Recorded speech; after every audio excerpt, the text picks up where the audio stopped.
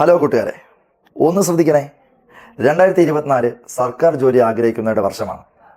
പാവപ്പെട്ടവൻ്റെ civil service പരീക്ഷ എന്നറിയപ്പെടുന്ന സാക്ഷാൽ LD പരീക്ഷ അഥവാ LD ക്ലർക്ക് പരീക്ഷ ഈ വർഷം വരികയാണ്.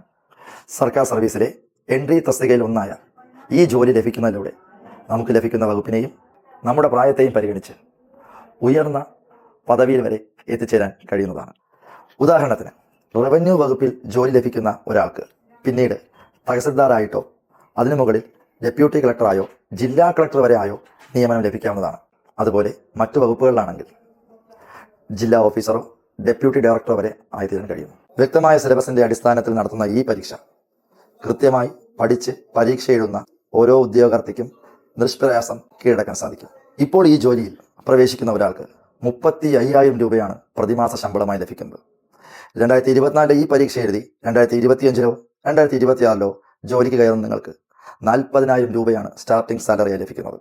അതിലൂടെ നിങ്ങളുടെ ജീവിതത്തിലെ സാമ്പത്തിക ഭദ്രത ഉറപ്പാക്കാനും ജീവിതം ആഘോഷമാക്കാനും സാധിക്കും. ഇനിയും വൈകരുത്, നമുക്ക് ഇപ്പോൾ തന്നെ പഠിച്ചു തുടങ്ങാം.